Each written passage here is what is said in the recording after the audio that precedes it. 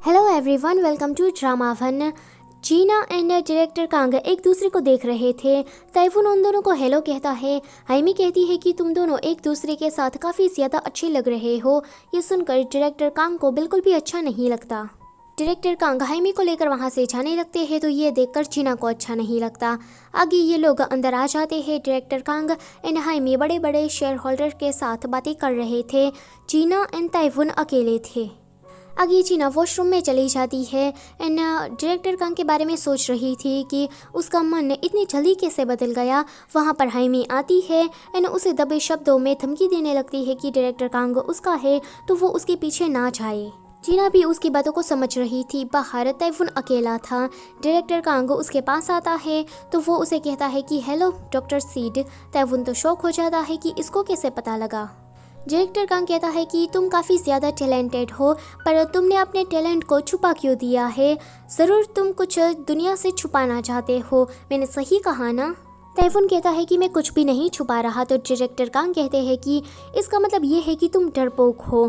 तैफून कहता है कि ऐसा भी नहीं है। तो डायरेक्टर कांग कहते हैं कि तुम कुछ छुपा नहीं रहे हो, तुम्हारे पास कोई राज नहीं है और तुम डरपोक भी नहीं हो, तो तुम क्या हो? तैफून अब थोड़ा सीरियस हो जाता है। वो कहता है कि ऐसी कोई बात नहीं है कि मैं कुछ करना नहीं चाहता या फिर मैं डर रहा हूँ, बस मैं कोई आगे कदम नहीं लेना चाहता हूँ। उस पार्टी में पियानो बजाने वाला नहीं आया था, इसलिए डायरेक्टर कांग तैफून से कहते हैं कि क्या तुम पियानो बजाना जानते हो? तो वो कहता है कि हाँ। फिर डायरेक्टर कांग एंड तैफून दोनों ही पियानो बजा रहे थे एंड तैफून तो यहाँ पर बहुत ही ज़्यादा अच्छा पियानो बजा लेता है एंड इसी दौरान उसे अपने पेरेंट्स की याद आने लगती है। उसे एक ट्रॉमा था। उसे पुरानी बातें याद आने लगती है कि उसके पेरेंट्स जब मर गए थे तब सभी लोग यही कह रहे थे कि उसके पेरेंट्स की तो मौत हो गई पर ये जिंदा रहा। ये लड़का शापित है, इसकी ही वजह से इसके पेरेंट्स मर गए। यही सब बातें सोचकर वो थोड़ा अनईजी फील करने लगता है। वो जीना के पास जाता है एंड कहता है कि जीना यहाँ से चलो। जीना बाहर आकर कहती है कि रुको ज़रा। वो कहता है कि माफ़ करना, मैं भूल गया था कि तुमने हाई हील्स पहनी है। जीना कहती है कि कोई बात नहीं, मुझे भी अंदर घुटन सी महसूस हो रही थी। तो तैफून कहता है कि अच्छा लगा ये जानकर कि तुम भी मेरे साथ बाहर आना चाहती थी। आगे ये लोग बाहर टहलने लगते हैं एंड अंदर ये दोनों डांस कर रहे थे। हाइमी डायरेक्टर कांग से कहती है कि भले ही तुम्हें अच्छा ना लगे पर थोड़ी देर के लिए तुम्हें मुझे झेलना पड़ेगा। यहाँ बाहर तैफून कहता है जीना से कि क्या तुम खुले आसमान के नीचे मेरे साथ डांस करना पसंद करोगी? तो जीना कहती है कि हाँ। हाइमी एंड डायरेक्टर कांग वापस जा रहे थे। डायरेक्टर कांग तो हाइमी को फुल्ली इग्नोर कर रहा था। ये देखकर हाइमी को बिल्कुल भी अच्छा नहीं लग रहा था। इसलिए जब ये दोनों कार में बैठते हैं तो हाइमी उसे किस कर लेती है। डायरेक्टर कांग भी बदले में उसे किस करता है। चेयरमैन जीना के पेरेंट्स से मिलने के लिए आए थे। जीना के डैड कहते हैं कि हमारा रेस्टोरेंट बंद हो गया है तो तुम यहाँ से जा सकते हो। जीना की माँ कहती है कि माफ़ करना, पर अभी के लिए आप यहाँ से चले जाइए, यही बेहतर होगा। चेयरमैन कहते हैं कि कोई बात नहीं, मैं अगली बार आ जाऊँगा। तो जीना की माँ कहती है कि प्लीज़ आप यहाँ दोबारा मत आना। चेयरमैन बाहर चले जाते हैं एंड कहते हैं कि अच्छा है कि उन लोगों ने मेरे मुँह पर पानी नहीं फेंका। डायरेक्टर कांग जनरल मैनेजर चोई से कहते हैं कि आज से ही टीम बी यानी कि जीना की टीम कुछ भी करती है तो उसका रिपोर्ट तुम मुझे डायरेक्टली दे देना। चोई को कुछ भी समझ में नहीं आ रहा था। वहाँ पर हाइमी आती है तो वो जाने लगता है।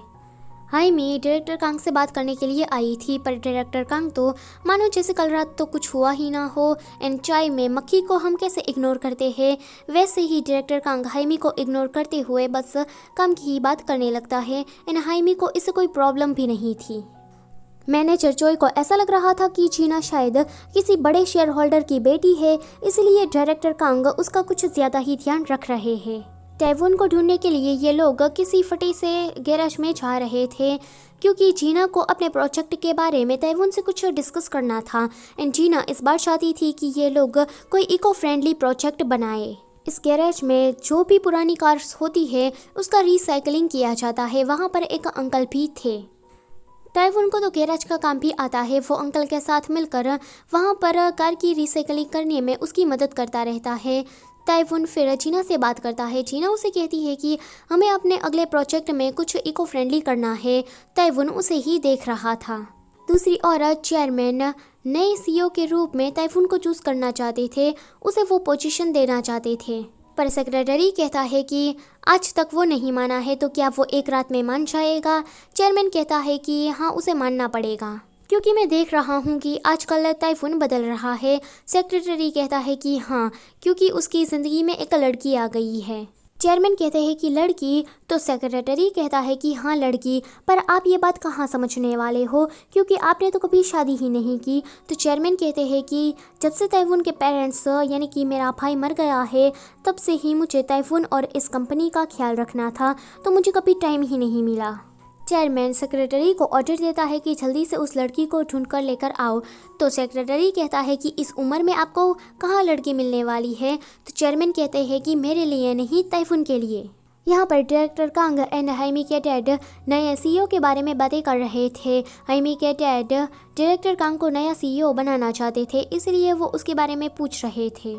डायरेक्टर कांग चेयरमैन को धोखा नहीं देना चाहता था, अगर उसे कुछ करना है तो अपने दम पर कुछ करना था। हाइमी के डैड उसकी ये बात को समझ रहे थे कि ये ऐसा तो नहीं मानने वाला, इसलिए वो उसे कहता है कि देखो, चेयरमैन के पास उसका एक पोता भी है जिसका नाम है तैफून। उसे वो इस कंपनी का हवाला देकर जाना चाहते हैं। तुम उसके लिए क्या हो, सिर्फ एक बाहर के आदमी ही हो। उसने तुम्हारा ख्याल रखा, पर एक दिन जब तैफून रेडी होकर आएगा तो तुम्हें तो वो बाहर ही कर देंगे। तुम्हारी उसकी नज़रों में कोई भी वैल्यू नहीं रहेगी। एक तरह से तो हाइमी के डैडी डायरेक्टर कांग को भड़का ही रहे थे। अब मर्जी डायरेक्टर कांग की है कि वो क्या करता है। अगले दिन जीना एंड तैफून स्काई पार्क में जाते हैं जो कि बंद था। तैफून आसपास की जगह देखने के लिए जाता है एंड ये लोग दीवार कूदकर अंदर आ जाते हैं। तैफून कहता है कि क्यों ना हम अब पिक्चर्स ले ले। जीना कहती है कि तुम रहने दो, ये काम मैं ही कर लेती हूँ। काम करने के साथ साथ ये लोग यहाँ पर काफ़ी मज़े भी करते हैं। डायरेक्टर कांग जीना का रिज्यूम देख रहा था।